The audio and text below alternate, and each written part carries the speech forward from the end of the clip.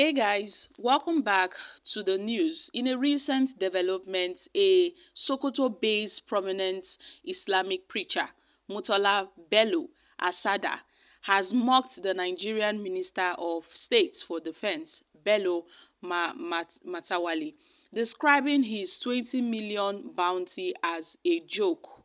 Guys, the minister had shortly after relocating to Sokoto State on the directives of President Bola Ahmed Tinubu on September 1st announced a 20 million bounty on the notorious bandit Kingpin, Bello Turji. In a viral video posted by a counter-insurgency expert and security analyst in the Chad Lake Basin, Makama, on his X on Sunday, Asada, while delivering a sermon, accused Matawalle of supplying logistics to the bandits.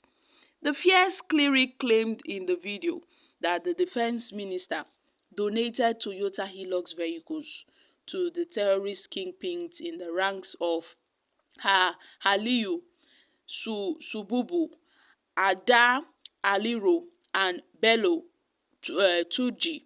The cleric therefore described as a huge joke the minister's offer of 20 million bounty on Bello Turji. He asserted that the minister was not committed to dislodging banditry and terrorism, insisting that the government and those in power know where the terrorists are living. He added that at this point, for someone who knows the whereabouts on this kingpin of bandits, this Bello Turji, he is now, setting or placing a bounty on his head for someone that knows his location. Oh, you can imagine. It's like a big joke. In fact, he tagged it as the biggest joke of the century. That some of our leaders are benefiting from these terrorists. Some of our leaders are benefiting from these, bandits. So, the cleric also prayed to God to expose those mishandling the country's security architecture. So, my country people, this is a very disturbing revelation. And I must say, I'm not shocked. We are not taken aback by this revelation, regardless of, the fact that it's quite disturbing. But all the same, this is not shocking to anybody, because for someone who is a defense minister to place a 20 million naira bounty on terrorists, meanwhile, they go on TikTok, they review their locations, but the army has not been able to identify them. But when it comes to protesters or NLC leaders, they can quickly identify their location, right? My country people, these our politicians, they know what they are doing.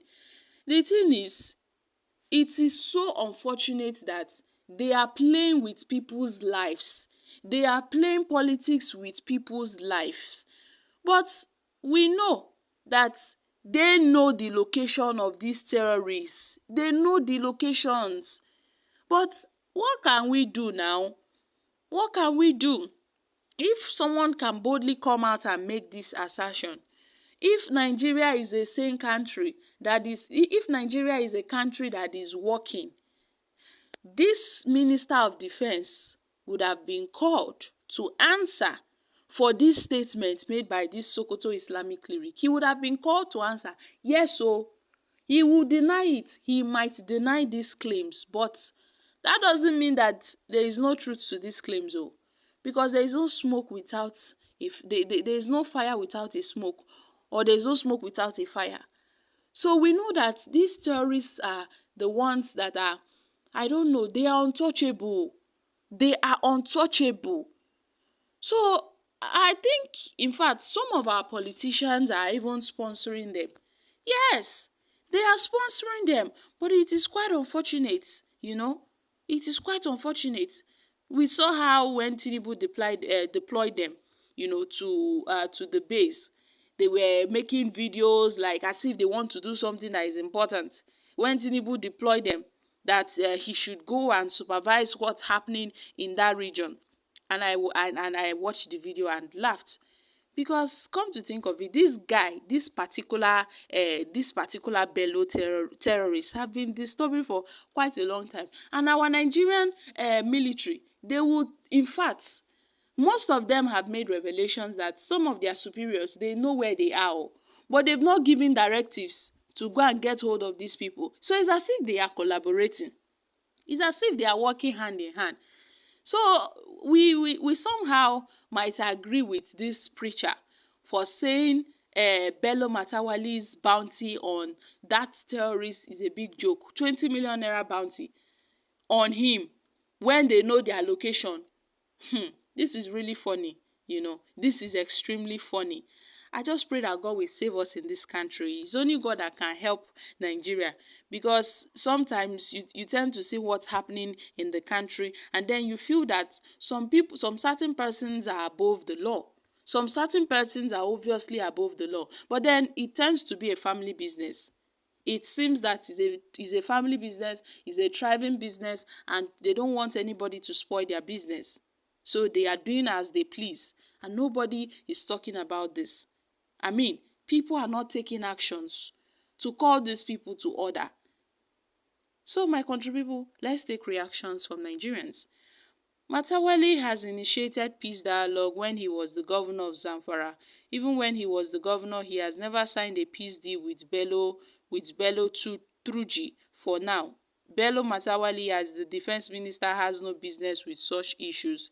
He visited Zamfara twice since he left office in May 2023. It is so unfortunate. El-Rufai, Shetima, Matawalle, they all know about all these things, but they are stressing us. This is a family business from the north. I literally gave up the affairs of Nigeria because this current administration is fierce. Make them they play. The DSS now nowhere to be found. Watch and see Matawalle and that Bello Turji will contest in 2027 as president and vice president. No be Nigeria we dey, anything can happen. Matawalle is a known bandit supporter, so serious investigation needs to be conducted. Okay guys, these are reactions from Nigerians. So I guess sometimes we tend to hear the bitter truth, but some people do not want to listen to the truth. Some people are so scared of the truth and they tend to shun off the truth. The truth is that most of our Nigerian politicians, they know about the dealings of these bandits and the rest. And somehow it profits them. They benefit from these things. And they don't want all these things to stop. That's why you see that some of them are even financing their deeds. They will, the military will not be able to touch them because orders are given from above not to touch some certain people. And then sometimes when they are caught, you won't even hear anything from the Nigerian military. It's either they are released back into the society. Anything, is in fact, it's so absurd, my country people. So guys, I'm dropping here. Kindly share your thoughts on this in the comments section. Thank you.